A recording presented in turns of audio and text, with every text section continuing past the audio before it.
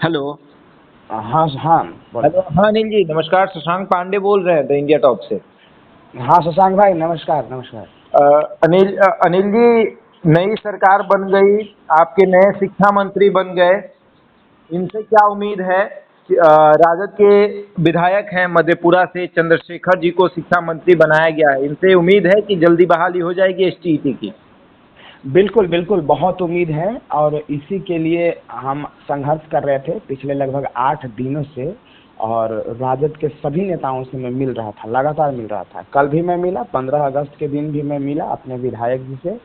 और उन्होंने मुझे आश्वस्त किया है कि आपको मैं माननीय जो नेता प्रतिपक्ष पहले अब उप मुख्यमंत्री बन गए हैं श्री तेजस्वी यादव जी से मिलवाएंगे, बातचीत करवाएंगे और आपका जो भी मामला है उसको हल करवाएंगे। दूसरी बात, चंद्रशेखर जी कोई अलग काम नहीं करेंगे, वो ही काम करेंगे जो राजद का एजेंडा होगा। जो राजद का एजेंडा होगा वो माननीय तेजस्वी यादव जी का एजेंडा होगा।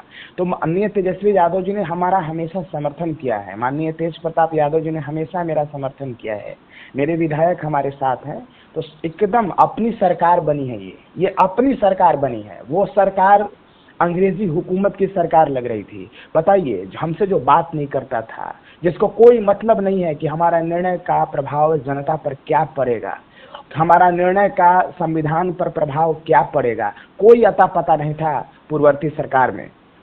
बीजेपी की जो सरकार थी, एनडीए की जो सरकार थी, लेकिन ये सरकार हमारी सरकार है और अपने मुख्यमंत्री बने हैं, माननीय उप मुख्यमंत्री बने हैं और मुख्यमंत्री भी अपने ही हैं और माननीय शिक्षा मंत्री ही अपनी है। तो अपनी सरकार है, हाथ पकड़ के काम करवाएंगे, ये मेरा भरोसा है और इसी के साथ हम लोग फिर आगे काम कर रहे हैं। आप लोगों का जो भी मामला है, एसटीईटी का जो भी मामला है, तेजस्वी यादव उससे अवगत है।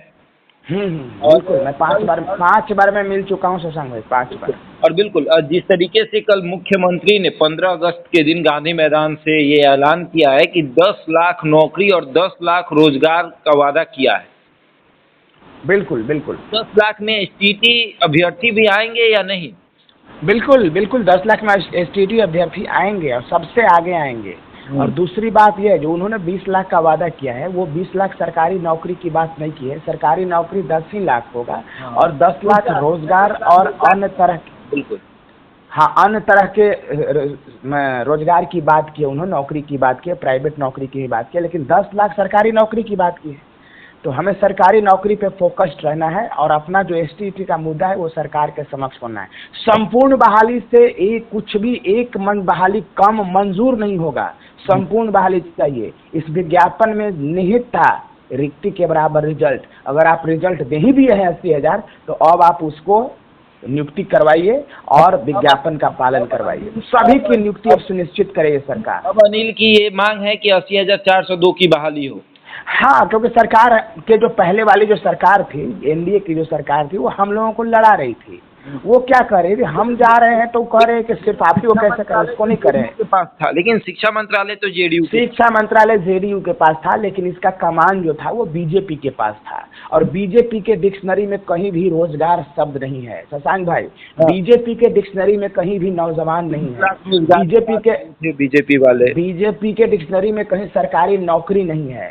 तो बीजेपी का मतलब ये होता है देश विरोधी, शुरू से वो लोग रहा है। और हम आते हैं तो बोलते हैं, बीजेपी वाला कह रहा है कि तेजस्वी यादव रोजगार की बात किया तो 10 लाख नौकरी दो। आप इस पर एक एपिसोड चलाइए, बोलिए कि किसी को भी अधिकार है इस सरकार से रोजगार मांगने का, नौकरी मांगने का, और इस सरकार का परम कर्तव्य है कि वो नौकरी और रोजगार दे, सरकारी नौकरी दे। लेकिन बीजेपी वाले के पास कोई अधिकार नहीं है, कोई नैतिक अधिकार नहीं है। वो अपने अधिकार खो चुके हैं, वो अपने नैतिकता खो चुके हैं और उनके पास कोई अधिकार नहीं है। अगर वो आगे से ऐसा मांग किए तो खुल के बोलना हम लोग शुरू करेंगे। बीजेपी वाला ना बोले, बीजेपी अपना काम करे और आगे अपना उनका विधायक तय है। बीजेपी ने सिर्फ शासन नहीं किया, यहाँ शोषण किया है, हमारा शोषण किया है हम नौजवानों का। बताइए, एक मुद्दा है, लेकिन ये नहीं, वो अलग मुद्दा है शशांक भाई, लेकिन वो बीजेपी वाला जो है ना, वो हम लोगों पर चुटकी ले रहा है, जबकि हम लोग इतने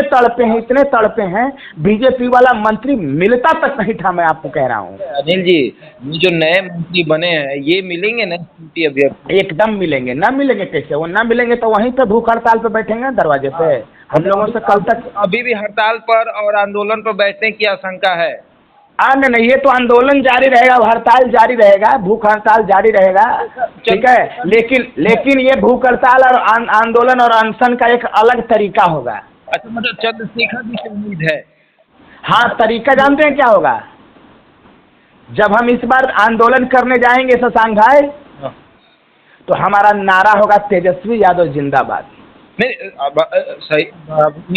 सबसे बड़ी बात कि शिक्षक सरकारी विभाग के किसी भी शिक्षक या अधिकारी को ये नहीं शोभा देता कि वो किसी पार्टी का झंडा उठाए या फिर किसी नेता का जयकारा करे।